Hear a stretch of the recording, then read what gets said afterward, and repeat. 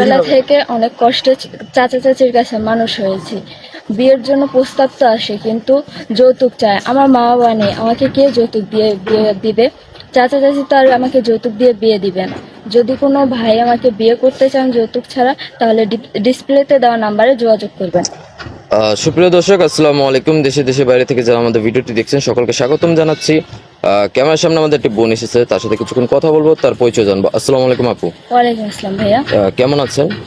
আলহামদুলিল্লাহ ভালো আছি, আপনি ভালো আছেন? আলহামদুলিল্লাহ ভালো আছি। আপু, আপনার নাম? ভাইয়া আমার নাম জোনাকি। জোনাকি, দেশে বাড়ি কোথায়? সিলেট হবিগঞ্জ। সিলেটে। পরিবারে কে কে আছে আপু আপনার? ভাই আমার পরিবারের কেউ নেই, মা বাবা ছোটবেলায় মারা গেছে, আর আমি চাচা চাচির কাছে মানুষ হয়েছি। ভাই বোনও নেই আপনার? না ভাইয়া। আচ্ছা, তো চাচা চাচির কাছে থাকেন? হ্যাঁ। হ্যাঁ তো ওনাদের সাথে সম্পর্ক কিরকম আপনার? ভাই ছোটবেলা থেকে অত্যাচার করে, ঠিকভাবে খাইতে দেয় না, ঠিকভাবে জামা কাপড় দেয় না, অনেক কষ্টে মানুষ হয়েছে। পরের মেয়ে বলে কথা, তাই তো? হ্যাঁ ভাইয়া। আচ্ছা, তো এখন আপনার বয়স কত হয়েছে আপু? ভাই আমার বয়স 20 বছর। 20 বছর। তো জি। এখন বর্তমান কোনো কর্ম করছেন? না ভাইয়া। কোনো কর্ম করছেন না, চাচা চাচির কাছে থাকেন আপনি? হ্যাঁ ভাইয়া। আচ্ছা, তো এখন বিয়ের জন্য এসেছেন? জি ভাইয়া, বিয়ের জন্য তো আসছি। গ্রামে কেউ আপনাকে বিয়ে প্রস্তাব পাঠায় না যে বিয়ে করব? আপনার তো দেখতে মাশাআল্লাহ ভালোই আছেন দেখতে। বিয়ে প্রস্তাব দেয়, কিন্তু সবাই যৌতুক চায়। মা বাবা নেই, এরকম একটা মেয়েকে কে যৌতুক দিয়ে বিয়ে দিবে বলেন? ও, এতিম বলে একটু যৌতুকের দাবি করে, বেশি টাকা জি পয়সা ভাইয়া। বেশি দাবি করে।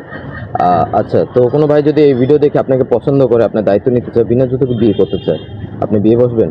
জি ভাইয়া অবশ্যই। আচ্ছা, যে আপনাকে বিয়ে করবে তার বয়সটা কিরকম হতে হবে? ভাইয়া বয়স কোনো ব্যাপার না, সে আমাকে যৌতুক ছাড়া বিয়ে করবে, আমার ভালো মনের মানুষ হবে, সে আমাকে ভালোবাসবে, আমার ভালো রাখলেই হবে।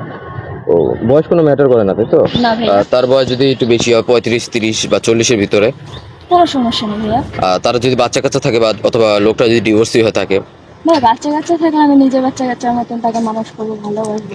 আর ডিভোর্সি হলে তো কোনো সমস্যা নেই, তার বউ চলে গেছে, এখন আমি তার বউ। হুম।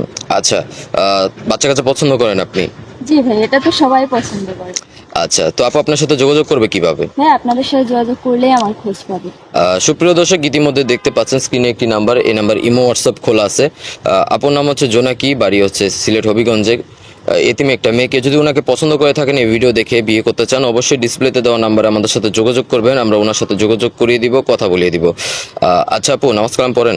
জি ভাইয়া, 5 ওয়াক্ত নামাজ কালাম পড়ি। আচ্ছা, কোনো ভাই যদি বিয়ের পর আপনাকে একটা কর্মের ব্যবস্থা করে দেখে যে সেলাই মেশিনের আপনি একটু কাজ কর্ম করেন, উনি একটু দেশে আসতে দেরি হতে পারে, 1 বছর 2 বছর অথবা 4-5 বছর লাগতে পারে, আপনি কাজকর্ম করতে পারবেন? জি ভাইয়া অবশ্যই পারবো।